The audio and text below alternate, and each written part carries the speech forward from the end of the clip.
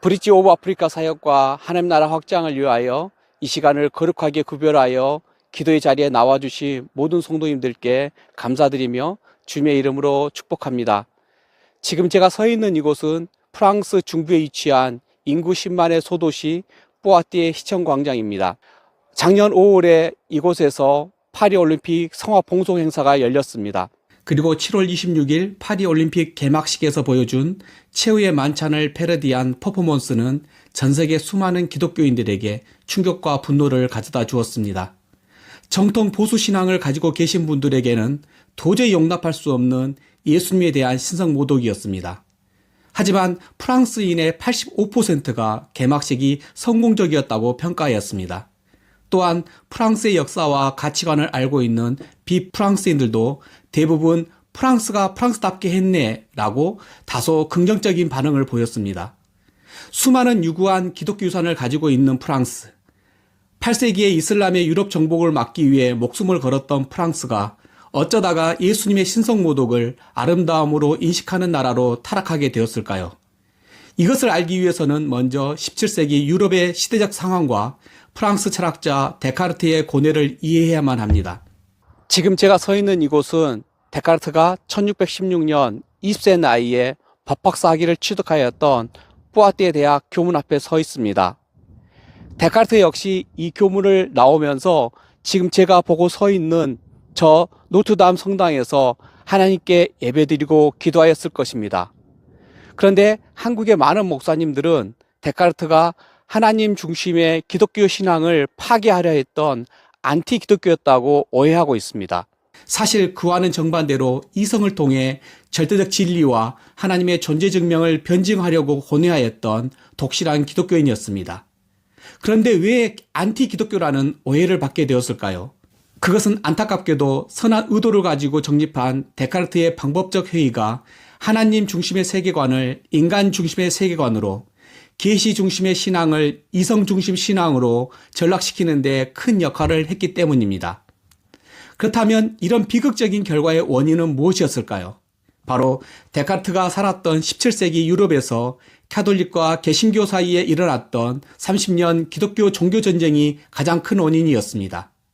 이 전쟁을 겪으면서 수많은 유럽 기독교인들은 같은 하나님을 예배하고 같은 예수님을 메시아로 믿으며 같은 성경을 묵상하며 하나님의 뜻을 찾고 있던 카톨릭과 개신교가 서로 자신이 선이고 상대방은 악이라고 주장하면서 서로를 죽이는 이런 모순된 역사를 경험하였습니다. 아무리 기도를 많이 해도 성경을 많이 읽어도 도저히 이해할 수 없는 모순된 역사의 한복판에서 수많은 유럽 기독교인들은 정말 하나님은 살아계시는가?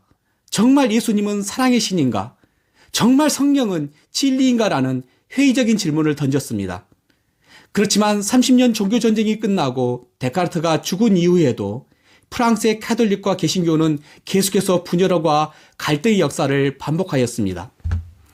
같은 기독교인들끼리 서로 죽고 죽이는 전쟁 때문에 하나님의 말씀이 프랑스의 정치적, 경제적, 사회적 갈등을 해결하는 데 선한 영향력을 발휘하지 못하였습니다.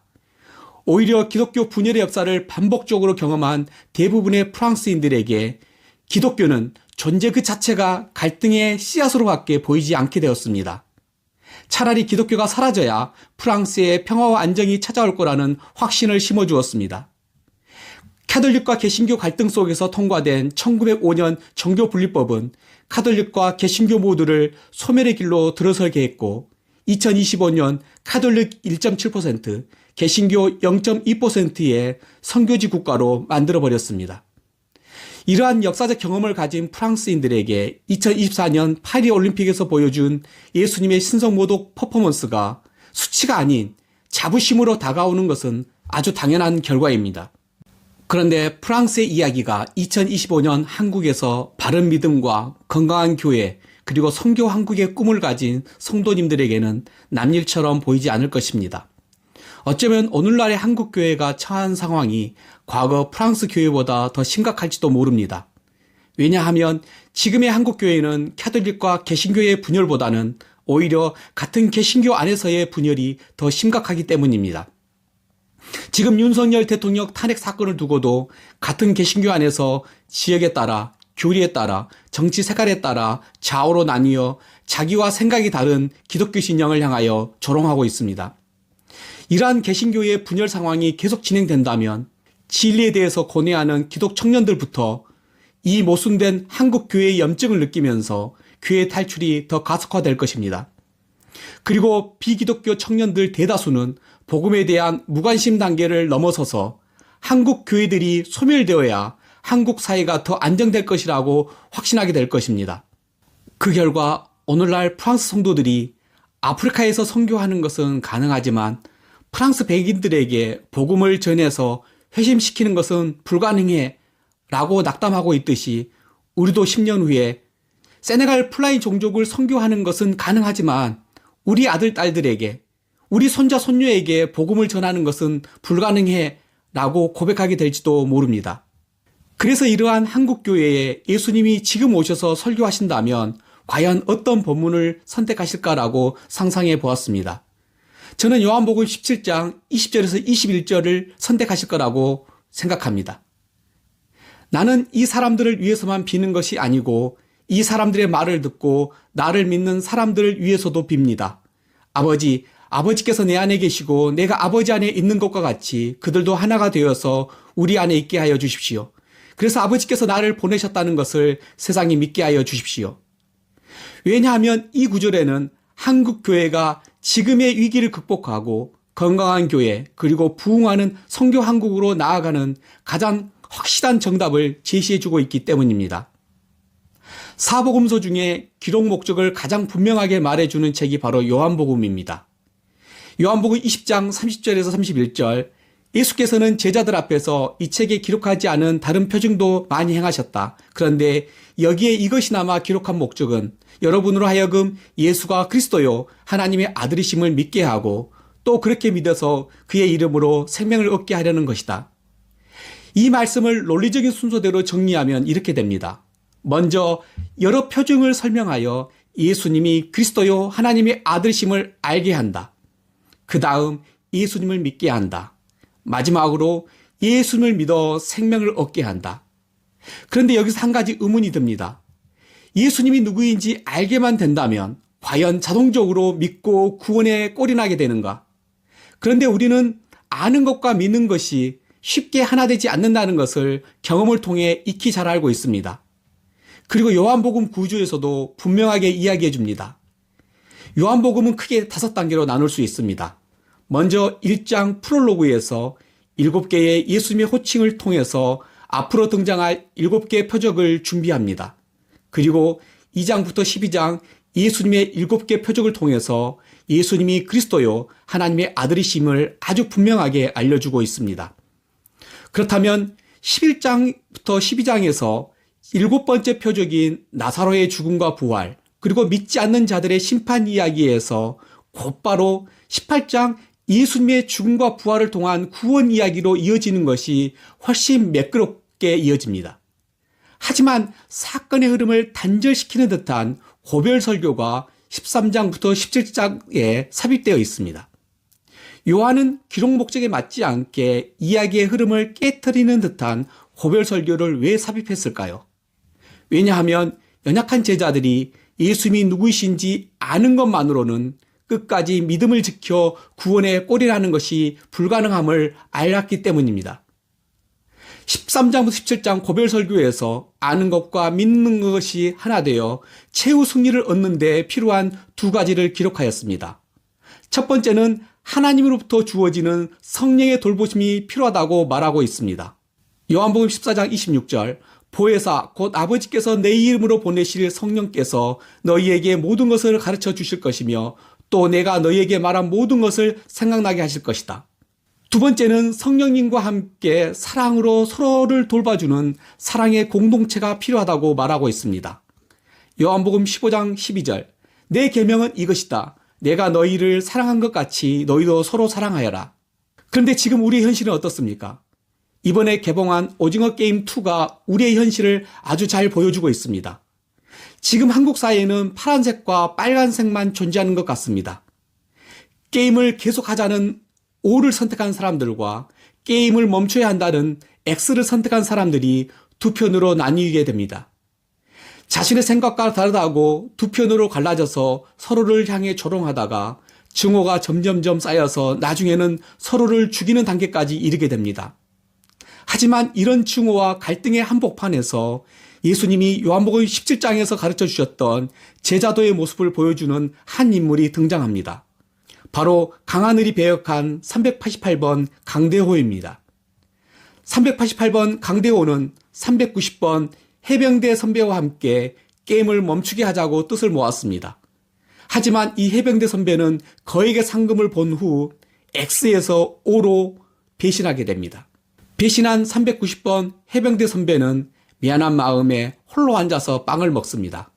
하지만 이때 388번 강대호가 먼저 해병대 선배에게 다가가 함께 먹자고 손을 내밉니다. 비록 자신의 생각과는 달랐지만 약속을 어긴 배신감도 있었지만 그럼에도 불구하고 함께 빵을 먹자고 먼저 손을 내밀었습니다. 같이 빵을 먹고 이야기하면서 서로의 입장을 이해하게 됩니다. 그리고 서로를 배려하고 격려하면서 같은 편이 되어 게임에서 모두 함께 살아남게 됩니다.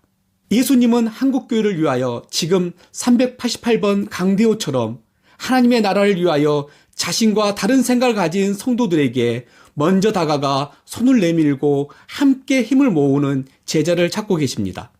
지금 한국교회의 모습은 어떻습니까? 한국 개신교회의 갈등 모습은 17세기 유럽의 기독교 30년 종교전쟁과 크게 다르지 않습니다. 그렇지만 사랑의 공동체가 무너지면 연약한 제자들이 자신들의 믿음을 지켜가는 것도 점점 어려워질 뿐만 아니라 가장 심각한 것은 선교의 문이 닫혀버린다는 것입니다. 이러한 하나님 나라의 원리를 그 누구보다도 잘 알고 있는 것이 바로 사탄입니다. 사탄은 과거 프랑스 교회를 무너뜨렸던 방법을 사용하여 지금 한국 교회를 무너뜨리고 있습니다. 사탄은 한국 교회를 향해 이렇게 속삭이고 있습니다.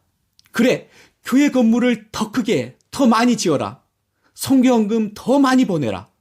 기도 더 많이 해라. 예배 더 많이 드려라. 하지만 결코 나의 신앙 색깔과 다른 성도들의 이야기를 경청하지 마라.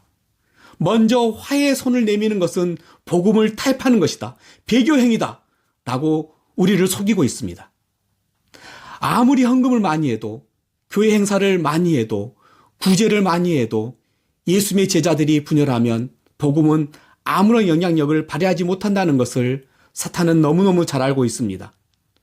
저는 어렸을 때 부모님으로부터, 목사님으로부터 이렇게 배웠습니다. 교회는 죄인들이 모여있는 곳이기 때문에 사람을 보고 신앙생활을 하면 안 된다. 성도들을 보지 말고 하나님만 바라보아야 한다. 이 가르침은 낙심하지 않고 신앙을 지켜나가도록 만드는데 나름 유익한 부분이 있습니다. 하지만 성경의 가르침과 완전히 일치하지는 않습니다.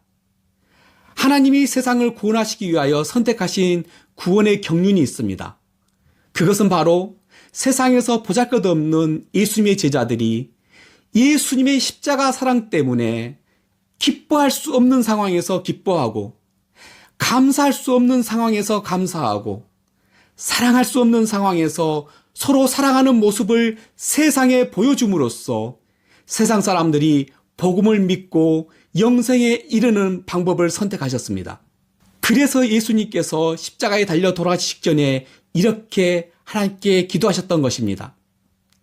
나는 이 사람들을 위해서만 비는 것이 아니고 이 사람들의 말을 듣고 나를 믿는 사람들을 위해서도 빕니다.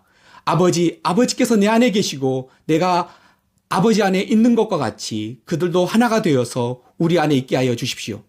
그래서 아버지께서 나를 보내셨다는 것을 세상이 믿게 하여 주십시오.